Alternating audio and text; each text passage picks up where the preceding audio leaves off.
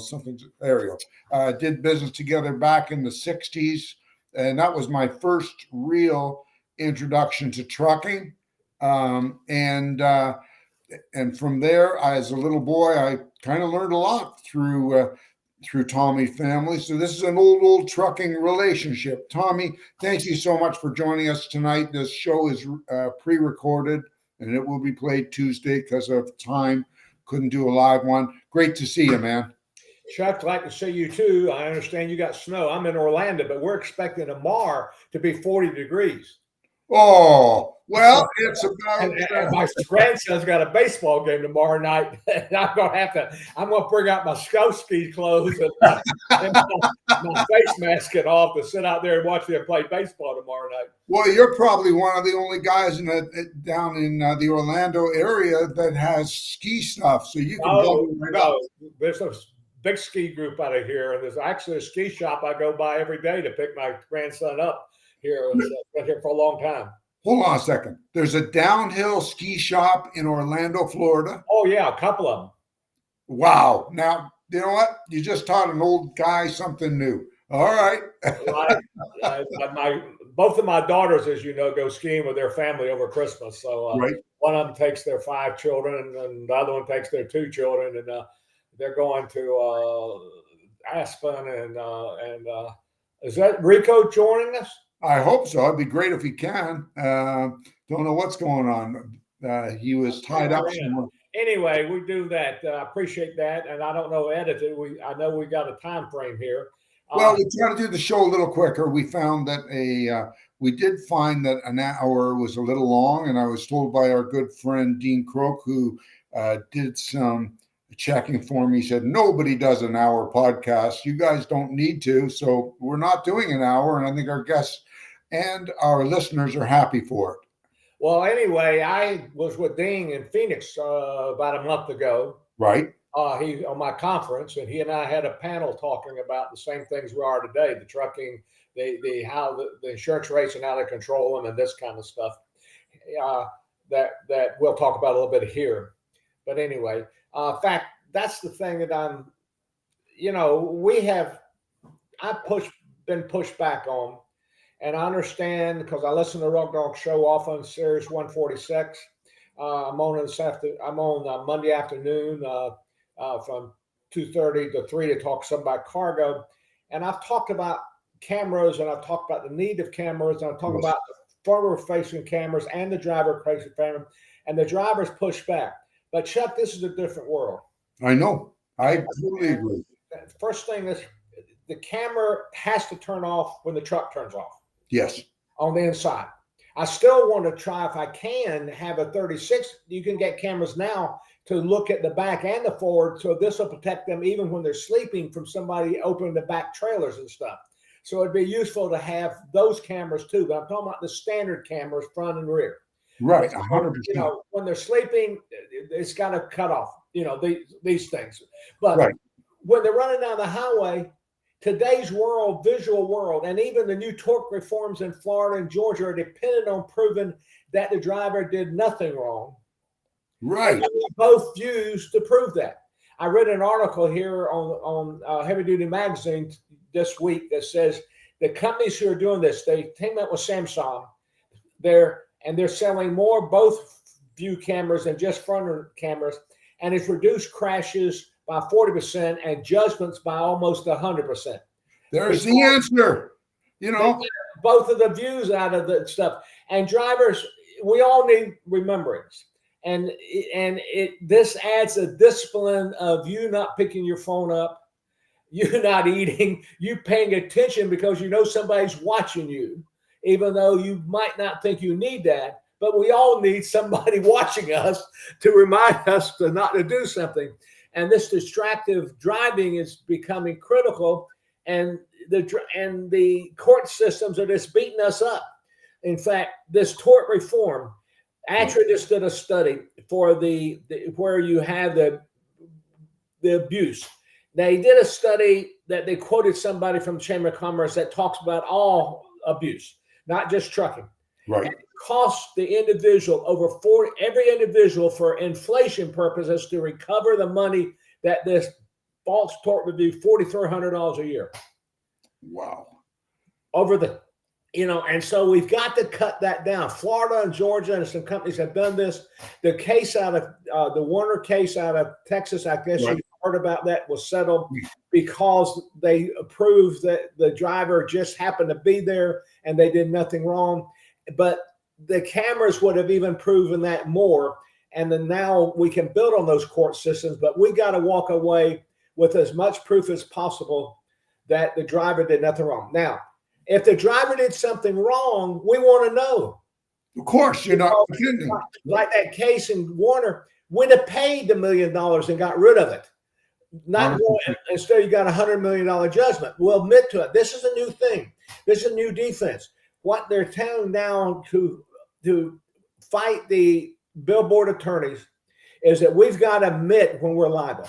We got to admit that we did something wrong. 100%. We got to admit that and start taking care of people here and make it humanized instead of having a conflict where the lawyers are saying we won something. You didn't win something. You got reasonable compensation for the damages you inflicted because the driver did something wrong that caused you those damages, and pay those things up front without a whole lot of protect. In fact, that Warner case, what bothers me on this, Chuck, is that Warner would have paid a lot of money.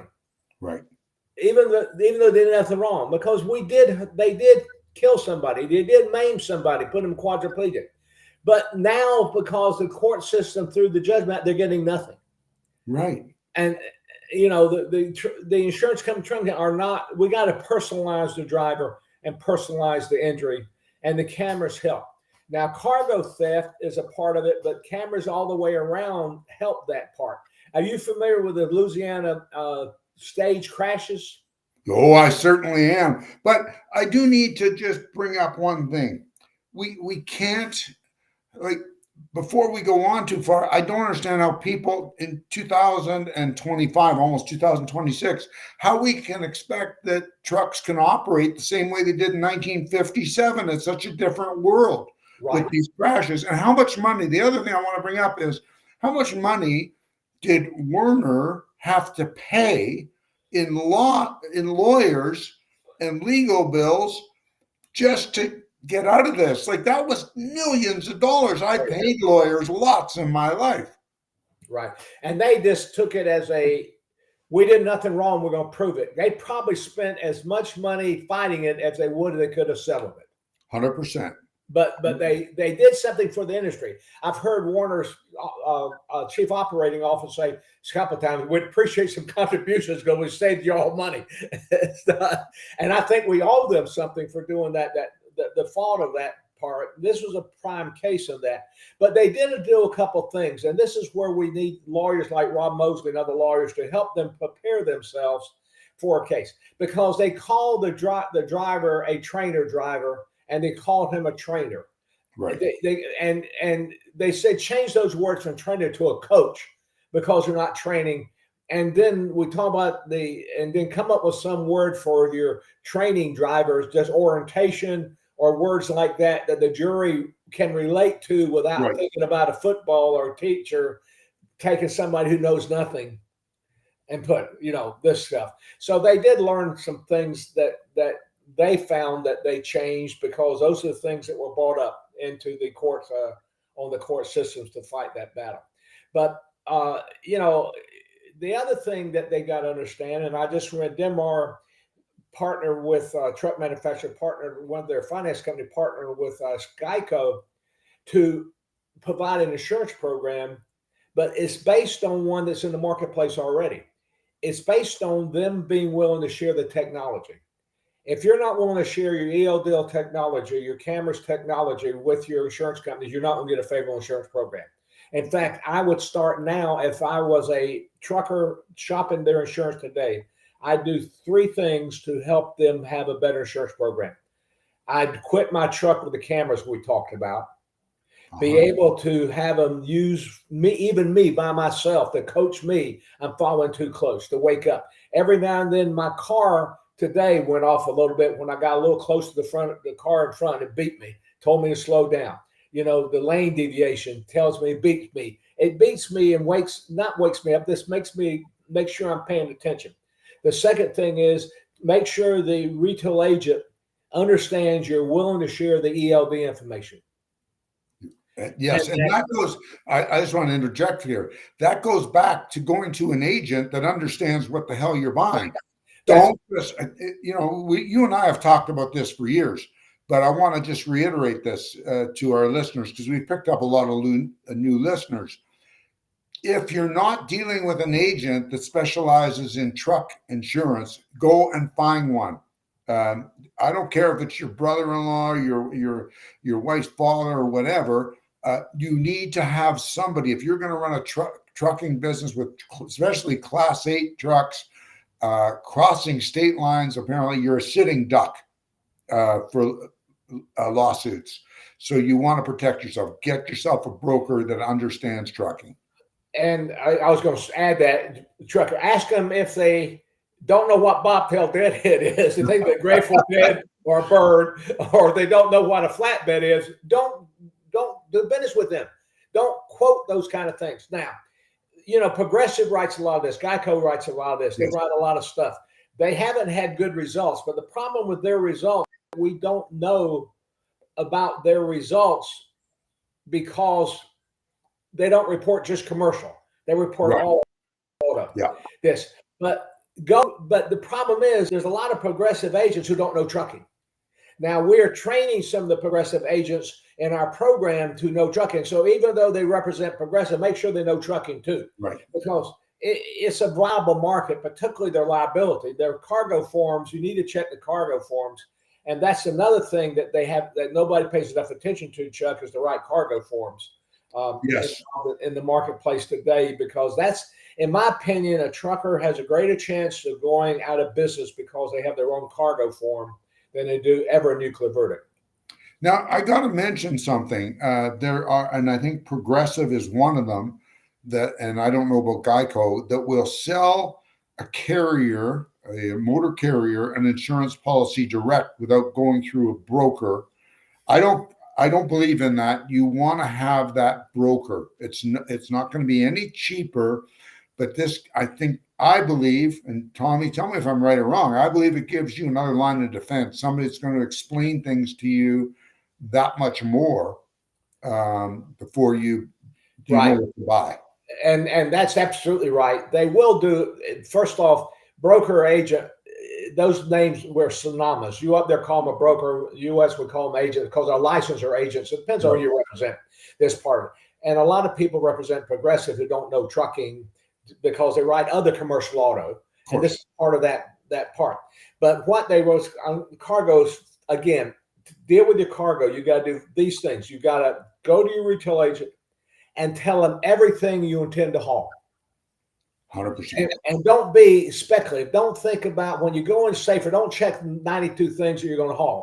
What you haul every day, what your trailers are equipped to haul all day. Then ask them 4 things. When does my coverage attach? The example here is if you're insured in drop and hook operations, sometimes they sign a contract to take responsibility for the cargo before they ever hook up to that trailer. Right.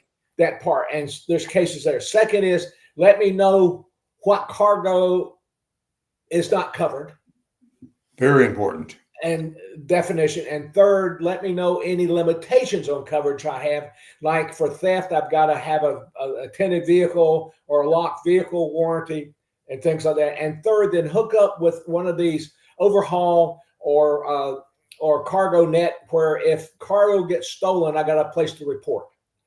And so those things can help them check the cargo or have the right cargo policies and check it when the theft comes down. And the theft is just rampant also, Chuck. You don't have to tell us, this part of it. And smaller motor carriers, it's the marketplace for truckers and economy is tough. I really appreciate everything that the truckers doing today because even, I look at the government shutdown. Hopefully by the time this is played, it'll be open because there's rumors today it's going to open. I hope so. Congress finally got some sense and going to open it up. But second part about that, they don't need to work for nothing, but they got to figure out how to keep alive, and that's to make sure they haul good loads and have good relationship with the brokers. If the load value seems too much, and I know that you and Rico used to quote the shipping lanes and this kind of stuff here, and if it pays too much, then it's not going to be, it's a scam, this part of it. And also to make sure when they get a load assignment that they got it from a broker, check the FMCSA website to make sure the broker has their bond and is the legitimate broker who you get it from. You just got to protect yourself who you get the loads from. If you don't know who the broker is, it may not be worth hating the load, Chuck. You know how you're competing now. So this is a marketplace you play in all the time. So you might can give them some words of wisdom about choosing who they get the load. Well, I think, Tom, I think probably one of the most important things you need to do is you need to find out exactly what you're hauling and what it's worth. Okay. And Right. and you brought something up right at the beginning of our discussion. And you didn't elaborate on it as much as I was hoping you would. Exclusions. It's more important for a trucker today to know what is excluded, what he is not allowed to haul.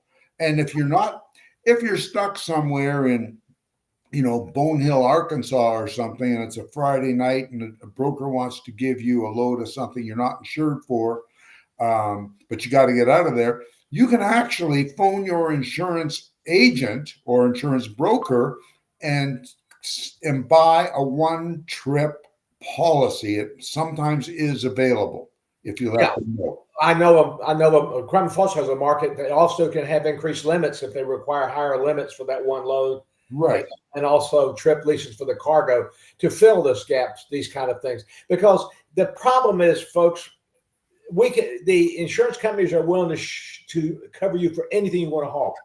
It's a matter of cost. It's a matter, are you paying for the extra hazardous? Are you paying for it because it's theft, because it might break, because some things it's far more expensive to cover electronic goods than gravel or mulch or logs.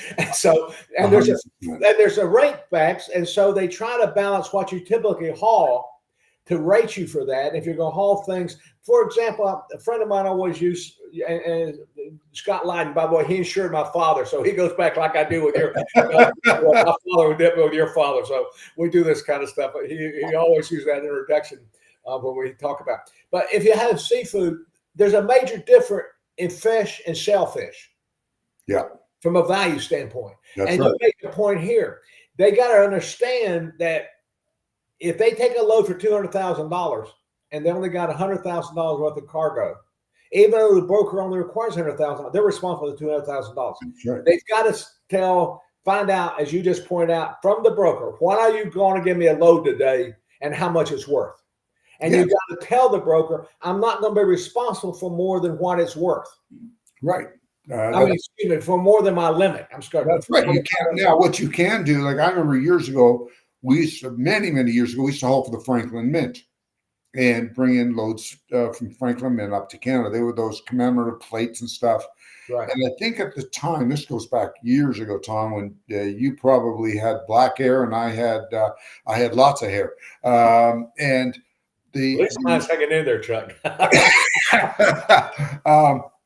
And I remember getting a phone call every week if it was over. I think we had $150,000 cargo at the time, and anything over 150, I got a call from the person from Franklin Mint, and they'd go, "We're at 250," and all I had to do is make a phone call to our agent and say, "Listen, I've got a load on for Franklin Mint. We're picking up now. We're delivering tomorrow morning, and it's worth $250,000, and I get a bill for $12 or $15. That's all it was. Now, granted, today it may be $40, but it's still a hell of a lot cheaper than taking on that risk and being put out of business. This is, Chuck, you early on in your life met my father's trucks when they're coming across the border. Yep. You go up with there. My father knew your father. And your father knew my father could haul the loads for them. We lost that. I mean, the old days, this is so, and it's in the shame today that the government's having to impose screening for anybody with a DOT number to make sure they're legitimate people. They have to. They have to today. In the old days, you didn't get authority like going to Washington and sit down in front of the ICC and prove necessity and take shippers with you and file your rates. We just have gone all so far to the left to even conversation. How much do we do texting now instead of talking to somebody now? We've lost all the human part, but this allows the scammers, the people who are stealing things from us to use their same technology. And now with AI mask themselves and all. So we got to make sure who we're doing business with. 100%. Tommy, this has always been a business of trust. We shook hands. I gave you the truck, you gave me the freight, and off we went. And now all of a sudden, the crooks have realized that, oh, this is a business of trust. Are they ever stupid? You don't trust anybody. And the crooks have figured this out. I'm not saying it's right. It's pretty sickening how it's gone, but this is what we're dealing with. And it's the current environment that we're dealing with here, because it's why these people know they're not going to prison. There's very little enforcement on this part of it. It's something police aren't even, in most cases, capable. There are only 3 or 4 states that even have a task force that can handle. Florida, California, a couple other states that even understand all this stuff that's happening down. Yeah. And this contingency check, they don't break in the back door anymore. They're going through the internet and they're taking a load off the load board and act like they're involved in here, or send you an email, tell you to pick up a load and change the address. Oh, all sorts of stuff. We've had, I've seen things in my almost 50-year career where we've even had a computer company located in California that had been, the warehouse had been infiltrated by these gangs. And what the gangs were doing was they were putting trackers in the trailers, and the gangs were stealing the trailers. Well, they would put a team on, and we'd all have to have teams, and we were told that 2 drivers cannot go in the truck stop at the same time. Inevitably, guys don't listen. One goes in to use the bathroom. The other guy sees the truck is stopped. He's got to pee. He goes in too. These crooks are watching. Boom, truck and trailer are gone. They come out and they're stranded in Little America in Wyoming or something with no truck. A lot of explaining to do. And it got to a point with this one company that all the carriers went to them and said, you know what, you guys either insure it or you get it to market yourself. Go get your own trucks. We're not doing this anymore. Well, that's just another part for theft prevention. One of the other things to do, Chuck, recommending not only attended vehicles, which is a requirement that you just poured it out here, but don't stop for that first break until you get a couple hundred miles away or so, because they track you from the warehouses when they pick up. I mean, they're sitting there watching these warehouses, the people who are shipping certain things. So you see your truck loading and coming out of there, and they follow you to your first stop. 100%. And then they can pilferage. They can come in and back and take the door. They're not taking everything. They're only taking a stew. Then they shut the door back again and put a seal back on it, and you don't see it. So you got to walk around and check the seal every time you get out of the truck. This is where even the little things like when you park, try to park with your back doors against a wall or something to not allow people to walk, at least open the doors behind you. You can, particularly for high theft things, there's things like you can just think ahead. If I was going to steal your load, where would I want you to not park? And then park there. Tom, we've had 3 cases right around here where I live, and the traffic's terminal is, about 8 miles away. But there's been 3 cases around here in this area where the crooks went in on a weekend and knew exactly what trailers to steal. One of them just up the road, they broke through. It was some sort of copper, which of course is a hot commodity. And what they did was they broke the fence, got in. They had keys to a truck, or they got hold of keys to a truck. and drove off with 2 trucks loaded with copper. That was one. Another one was these were secured yards, but there's not a lot of secured yards unless there's an actual man there. And even if there is a man, I've heard of cases where they hit the guard over the head. That's nothing new. They shoot the guard even. It happens in the States all the time. Not as much up here, but it has happened. All sorts of horrible things. And they seem to be inside jobs because there could be 200 trailers in the yard and they know exactly what trailer to take on all 3 I'm talking about. Yeah, man, Chuck, I'm almost depressed about how tough the trucking business is today. Income's not there, and you got everybody who's picking on you, from the government to thieves trying to steal your cargo to lawyers trying to put you out of business. So we just got to regenerate the appreciation for that truck driver who is dedicated to move these cargo that keeps the world running. You know what, though? I have to tell you, there are still tractor trailers going up and down the road, hauling very, very valuable commodities like money. I believe Brinks still has tractor trailers running up and down the highway all through North America and into Mexico. And they don't have any problem because, number one, they get paid enough for doing it. They're getting paid for the risk. They provide the right amount of security to protect the load. Okay, so there's probably, for one of our listeners that's looking for a niche, because of course, as my buddy Ronnie Reese always says, niches make riches, and it's so true. Niches, rather than hauling something cheap, haul something expensive, but get all the security details in place and do it right, and you can make a lot of money. So there's obviously a market for this.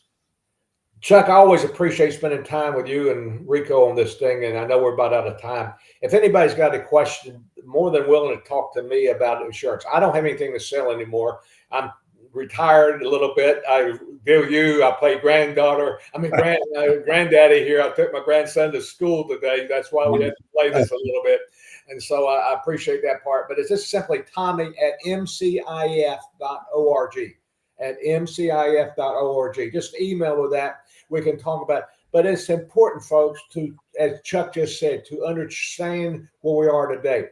You're fighting a lot of things to help you fight the lawyers and the people who are willing to steal loads.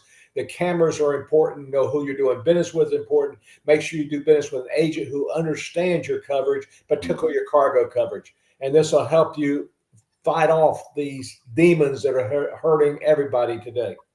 And there's no sense doing it for free. So get paid for the risks that you're taking. That is so important. On a housekeeping note, I'm just going to ask all of our listeners to please give us a like. You can on your social media. We really need to get algorithms up. This is going to be played on Facebook. It's going to be played on YouTube. It's going to be played on Instagram and on X. Tommy, I really appreciate you coming on today. You know so much about insurance, and I want to get you on again in the not too far off future, especially with Rico, because I know he had 100 questions to ask you today. Anytime, Chuck. I'm always available for you, my friend. I really appreciate it. Thank you. And if anybody needs to get hold of me, if they've got any questions at all, please reach out to me via email, chucksnow280@outlook.com. As my friend Rico always says, keep it between the mustard and the mayonnaise. As I always say, catch you on the flip-flop. I wish everybody a safe week, a profitable week. Stay well. And you could have been anywhere, but you decided to hang out tonight with Tommy and me. So good luck and God bless. Good night.